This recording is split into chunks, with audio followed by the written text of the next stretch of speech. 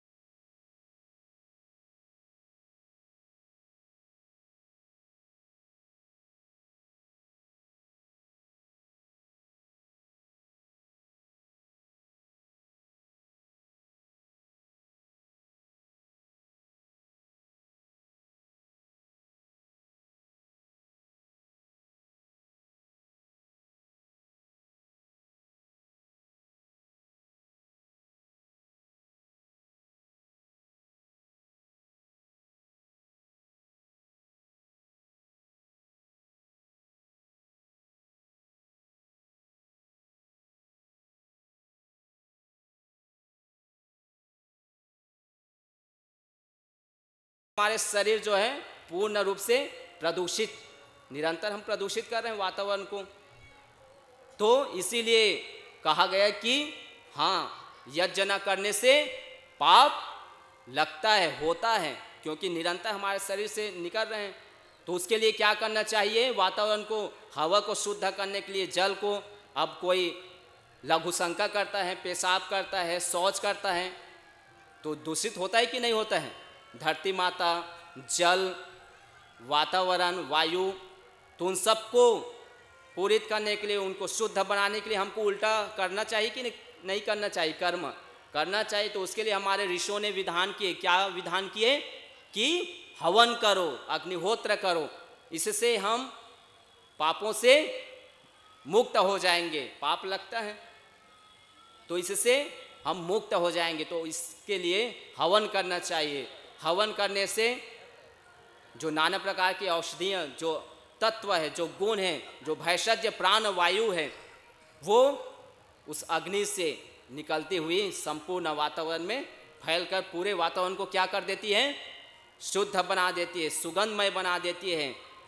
तो सारे दुर्गुण हटकर सुगंध उसके स्थान पर आ जाती है। तो इसीलिए हमको क्या करना चाहिए? हाँ जी, हाँ, हवन करना चाहिए, अग्निहोत्र इसीलिए करना चाहिए। ये विधान है इसीलिए कि प्रत्येक व्यक्ति के जीवन में हवन होना चाहिए। और आज की मांग ही है। देख लीजिए चारों ओर दो चीज़ बढ़ रही, सबसे अधिक पॉल्यूशन और पॉपुलेशन। दो है कि नहीं है? पॉल्यूशन और पॉपुलेशन। अब पॉपुलेशन तो एक व्यक्ति के हाथ में नहीं कि पूरी संख्या को वो कम कर लें, वो तो सबको मिलकर करना पड़ेगा, है ना? उसके साथ शासन को भी लगना पड़ेगा, कानून भी बनाना पड़ेगा, तब वो बात बनेगी।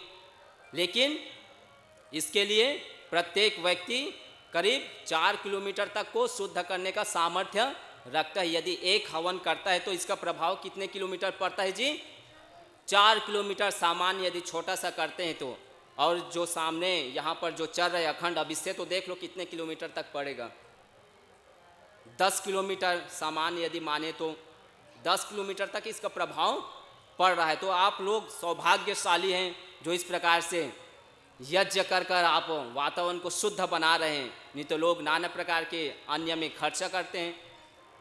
आपके अंदर वो संस्कार है कि हम इस प्रकार से हवन के माध्यम से इस वातावरण को शुद्ध बनाएं, इसीलिए इसको पूजते हैं। इसीलिए हमारे ऋषियों ने इसको सभी कर्मों में श्रेष्ठ कहा गया।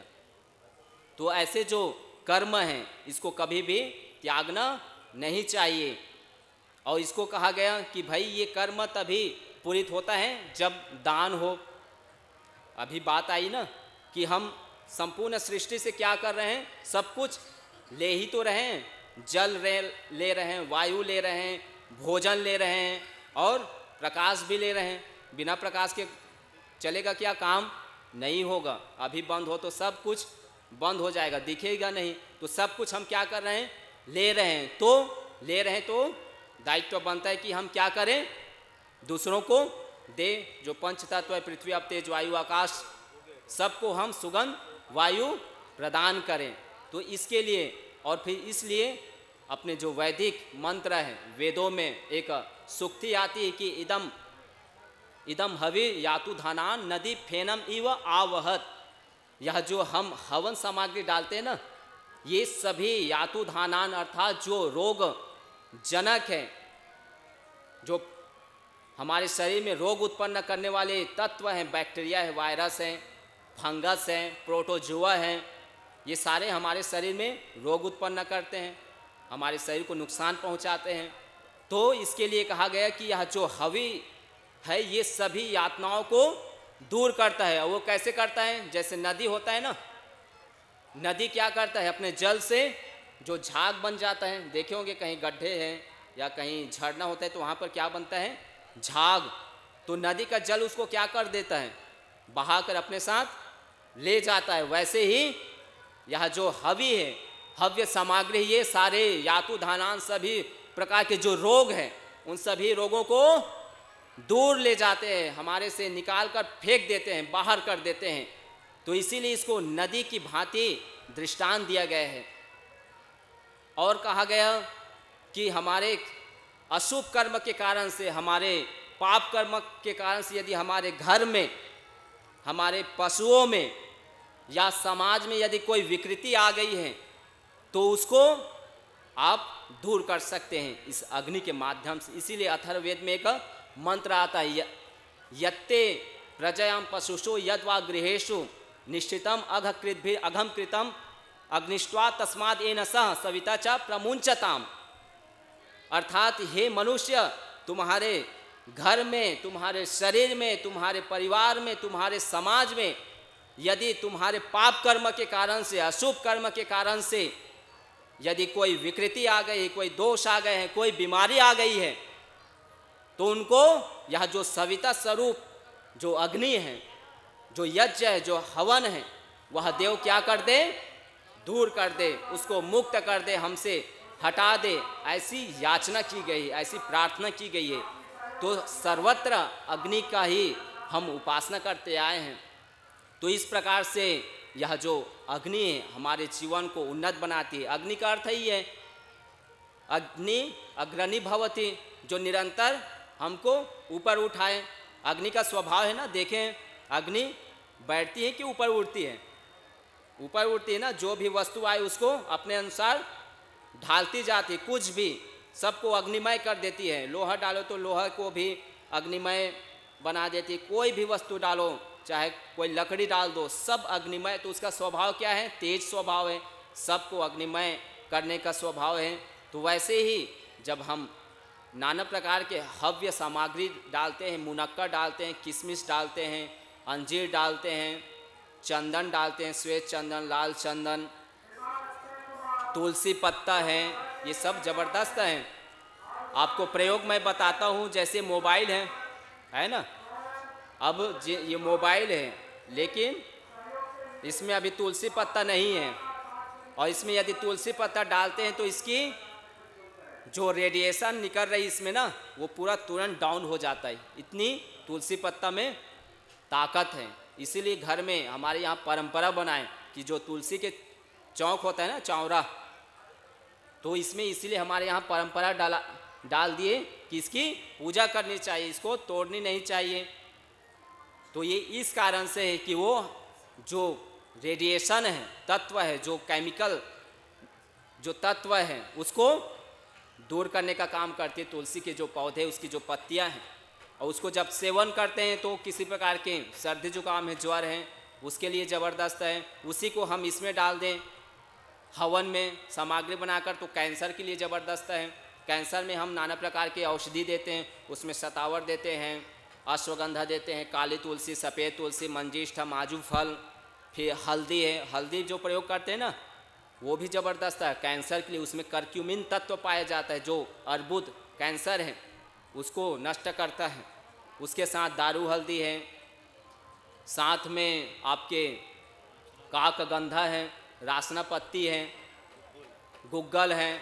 तो ऐसे बहुत सारे पदार्थ हैं जिसके सेवन से या फिर अग्निहोत्र में उसको डालने से कैंसर, किसी प्रकार के भी कैंसर हो, चाहे ब्रेन ट्यूमर हो, चाहे हमारे चेस्ट में है या कहीं पर भी शरीर में गांठ है, किसी प्रकार के भी गांठ हो तो वो सब दूर हो जाते हैं। सभी प्रकार के जो कैंसर है उसके लिए ये जो औषधि बताई मैंने ये कारगर है।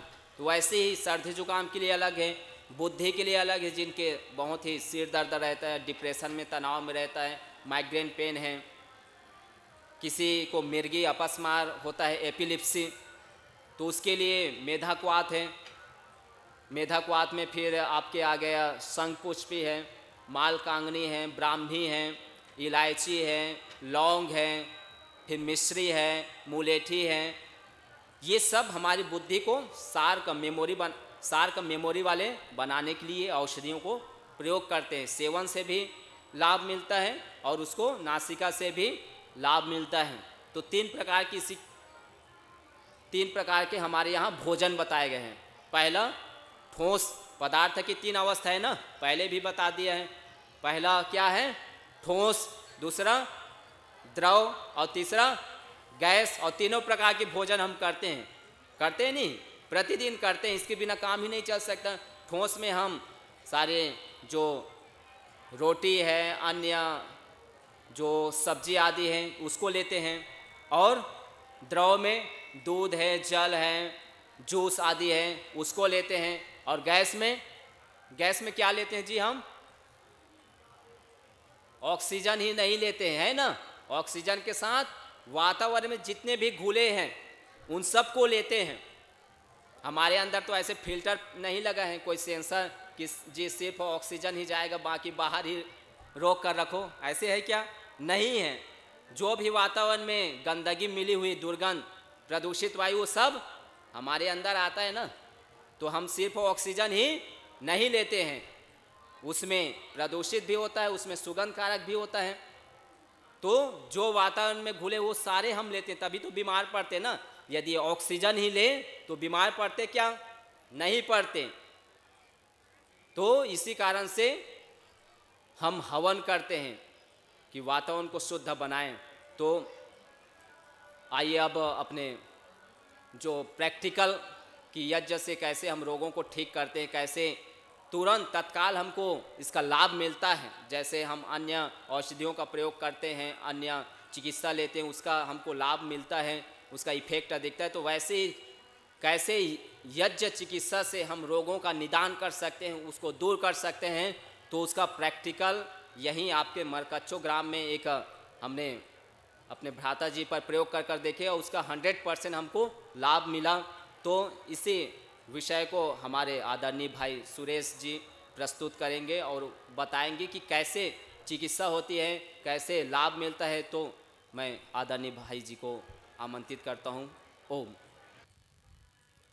संपूर्ण संसार को अपनी योग विद्या से आलोकित करने वाले जन जागरण का एक महायज्ञ प्रारंभ करने वाले और स्वयं अपनी आहुति उस महायज्ञ और राष्ट्र यज्ञ में अर्पित करने वाले पूज्य श्रद्धेय स्वामी रामदेव जी महाराज के पावन चरणों में, जिन्होंने अपनी योग विद्या और शास्त्रों की विद्या को ग्रहण किया और उनके एक उत्तम शिष्य बनकर आज हमारे बीच में हमें अपनी विद्वता से ओतप्रोत कर रहे थे, लाभान्वित कर रहे थे, ऐसे हमारे पूज्य श्रद्धा और आदर के योग्य पूज्य स्वामी यज्ञदेव जी महाराज,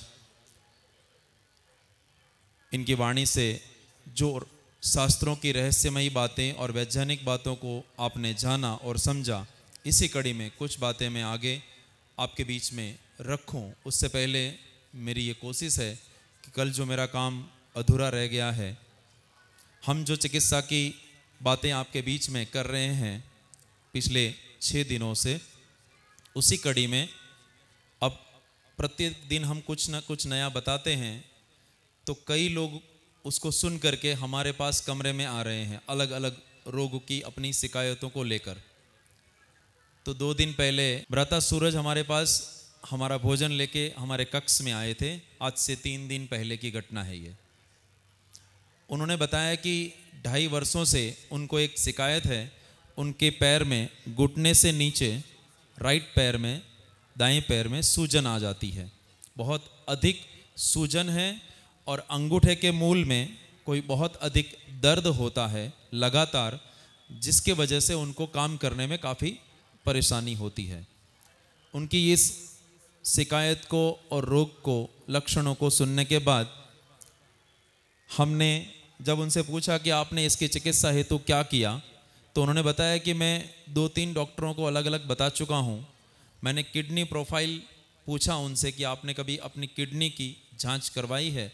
बोले नहीं, लेकिन जब तक मैं कोई भी डॉक्टर से दवा लिया हूँ, जब तक इलाज करता हूँ, गोली खाता हूँ, तब तक तो दर्द कम रहता है, जैसे गोली बंद करता हूँ वैसे दर्द वापस शुरू हो जाता है। और वो अत्यधिक चिंता में थे कि यहाँ इतनी भोजन की व्यवस्था वो संभाल रहे हैं और फिर से उनके पैर में सूजन बढ़ना शुरू हो गया है, तो अब मुझे कहीं बीच में ही अपना इलाज करने के लिए जाना पड़ेगा, तो यहाँ पीछे का काम मेरा अस्त व्यस्त हो सकता है। ये चिंता उनके चेहरे पे थी। हमने अपनी सोच और समझ के हिसाब से उनको केवल यज्ञ की भस्म दी। क्या दी हमने? हम प्रतिदिन जो कमरे में अपने कक्ष में यज्ञ करते हैं, छोटा सा हवन, उसकी केवल भस्म थोड़ी सी 1-2 चम्मच जितनी हमने उनको दी, और उनको इस भस्म के 2 उपाय बताए। एक उपाय था कि जहाँ आपको दर्द है, सूजन है, उस पे उस भस्म का पानी मिला करके लेपन किया जाए मलहम की तरह। और दूसरा उपाय यह था उस भस्म का कि आप उसको बारीक छान करके पानी में, आप जो पानी पीते हैं उसमें थोड़ी सी मात्रा में पानी में मिला दें, और वो जब छन जाए पानी, उसके बाद 6-8 घंटे के बाद उस पानी को पीने के लिए प्रयोग करें। इस प्रकार से हमने 2 उपाय यज्ञ भस्म के इन्हें बताए। हमारे पास वो दोपहर को आए थे, रात तक यहीं पर रहे, अपने काम में व्यस्त रहे। रात को जब घर पे गए, उन्होंने एक बार मात्र उस भस्म का लेपन लगाया। जो पैर उनका काफ़ी हद तक सूजन में था, काफ़ी दर्द भी था, उनको चलने में दिक्कत थी, और उसके एक लेपन से कितना लाभ हुआ, आइए उनसे ही सुनते हैं। जी, मैं काफ़ी दिनों से अपने दाहिने पैर के अंगूठे का दर्द और सूजन से काफ़ी परेशान था। मैं महात्मा जी से मिला, इन्होंने वो भस्म का लेप दिया। मैंने एक बार लगाया, सूजन यूं गायब हो गया जैसे मुझे कभी था ही नहीं। दूसरी बात, दर्द बिल्कुल एहसास ही नहीं है। मैं यहाँ पे ब्राह्मणों का भोजन बना रहा हूँ, जिसमें मुझे थोड़ा सा बाधा आ रही थी, मगर अब मुझे उसमें किसी तरह की परेशानी नहीं है। मैं आराम से काम कर रहा हूँ। इसके लिए मैं पतंजलि की टीम की हार्दिक हार्दिक अभिनंदन करता हूँ। भ्राता जी की ये 5 मिनट का समय हमने आपके सामने प्रस्तुत करने के लिए लिया। क्या होता है ना, ये सारी विद्याएं इतनी रहस्यमयी हैं कि जब तक परिणाम हमारे सामने ना आ जाए, हमारा विश्वास स्थापित नहीं होता। और जितना हम जानते हैं, पूज्य स्वामी जी का तो मुझे पता नहीं, लेकिन मैं जितना जानता हूँ इस विषय में, वो 0.00001% है। बहुत कम जानकारी है ये। और जितना आप स्वयं इस पे अनुभव करेंगे, आपको और कुछ नया मिलेगा, और कुछ नया मिलेगा। ये अद्भुत विद्या है। इस यज्ञ की विद्या को जानने समझने का सामर्थ्य किसी अकेले व्यक्ति में है ही नहीं, चाहे कोई भी हो, बड़े से बड़ा ज्ञानी इस पूरी विद्या को जान नहीं सकता। ये इतनी विशाल और अद्भुत सूक्ष्म विद्या है। अब जो पूज्य स्वामी जी ने बात की, उसी बात को मैं आगे बढ़ा रहा हूँ मेरे विषय में। पूज्य स्वामी जी बता रहे थे कि यज्ञ का प्राण है इदन्न मम। आप भूल गए लगता है, याद है? इदन्न मम। मैंने जब अपनी बात शुरू की थी आज से 4 दिन पहले, तो सबसे पहले दिन मैंने कुछ प्रश्न आपसे पूछे थे, याद है आपको? भूल गए। तो जो मैं बता रहा हूं रोज आप कैसे याद रखेंगे? आइडिया दूं? याद रखने का आइडिया दूं? हाँ जी, आप इस कैमरे से जो रिकॉर्ड हो रहा है ना, वो यूट्यूब पे अपलोड हो रहा है। आदरणीय भ्राता जी जो कैमरे पे लगे पड़े हैं ना, उनके लिए एक बार जोरदार तालियां बजा दीजिए आप। ये सारा मैटर जो यहाँ पे रिकॉर्ड हो रहा है वो सारा यूट्यूब पे अपलोड है। आप तो भूल जाएंगे, लिख नहीं रहे हैं, आपके पास कॉपी पेन कुछ है नहीं, तो आप करेंगे क्या फिर? इस बातों का लाभ कैसे ले उठा पाएंगे इसका? तो आगे जब आपको परेशानी हो, क्योंकि व्यक्ति जब तक परेशान नहीं होता तब तक कुछ सुधार की प्रक्रिया में जुड़ता भी नहीं है। हमारा ये मानवीय स्वभाव है, मनुष्य की ये साइकोलॉजी है कि जब तक डंडा नहीं लगता ईश्वर का तब तक हम सीधे लाइन पे नहीं न चलते। यहाँ ऐसे बोलते हैं ना, नहीं चलते, नहीं बोलते नहीं न चलते। मैं आपके बीच में हूँ 5-6 दिन से, कुछ सीख रहा हूँ आपसे। जब तक हम ऊपर वाले के दंड के अधीन नहीं हो जाते, हमें जब तक रोग नहीं हो जाता, बीमार नहीं हो जाते, जब डॉक्टर हमें जवाब नहीं देते, अस्पताल हमें ख़त्म नहीं कर देता चूस के हमारे सारे पैसों को, तब तक हम सुधरने वाले नहीं हैं। कितनी सरलता से हाँ बोल रहे हैं आप सब। देखो, मैंने पहले दिन 2 प्रश्न पूछे थे, आज उसको पुनः एक बार दोहराने का मेरा प्रयास है, जिससे आपकी कुछ मानसिकता ठीक हो, माइंड सेट हो। आप में से कितने ऐसे लोग हैं, मैं पुनः एक बार जानना चाहता हूं, जो जीना चाहते हैं? आप में से कितने ऐसे लोग हैं जो जीना चाहते हैं? हाँ, जो एकदम मजे से जीना चाहते हैं 2 हाथ खड़ा करेंगे। अच्छा, सब लोग जीना चाहते हैं आप? धन्यवाद आप सभी का। अच्छा, रो के जीना चाहते हैं या हंस के जीना चाहते हैं? यदि आप हंस के जीना चाहते हैं तो उसके कुछ कानून ईश्वर ने बना के हमें भेजा है। हरिवंश शुक्ला जी हैं थाने में, उनको हमने बोला माथेरान शिविर में आप आइए। बोले हमारी धर्म पत्नी 2 साल से बहुत बीमार है, उनको छोड़ के हम नहीं जा सकते हैं। तो हमने बोला क्या तकलीफ है? तो उन्होंने तकलीफ बहुत दिलाई। अभी हम डॉक्टर तो है नहीं, जानते भी नहीं कि क्या तकलीफ है। तो हमने बोला कि आप यज्ञ क्यों नहीं करते हैं? बोलते नहीं आता हमको। तो हमने बोला हम आकर सिखाएं आपको, हम बताएं जितना हमको आता है। तो हम बताते हैं, सब सामान भी लाए। तो बोलते अच्छा लाए। तो वो उन्होंने बताया घर जाकर कि उनकी पत्नी को जो तकलीफ है मन के में, उनको D11 और D12 के बीच में उनको इन्फेक्शन हुआ है। और जब भी उन्होंने डॉक्टर को दिखाया तो डॉक्टर ने उनको बताया इस बीमारी को ठीक होने को 3 से 4 साल लगेंगे। तो हमने बोला ठीक है, हम योग तो आप कर ही रहे हैं और योग उनको कराइए और इनको ये यज्ञ आरंभ कीजिए। तभी उन्होंने यज्ञ आरंभ किया और 6 महीने के बाद उनको उसको पूर्णतः आराम मिल गया। जो इन्फेक्शन था डॉक्टर ने बताया कि इससे टीबी होने की संभावनाएं ज्यादा है। तो उन्होंने अभी 6 महीने के बाद जब उनकी रिपोर्ट निकाली तो वो पूरा एकदम ठीक हो गया है और 6 महीने में उनको आराम मिला। डॉक्टर ने बोला अब ये पूर्णतः स्वस्थ है। तो ऐसा लाभ है।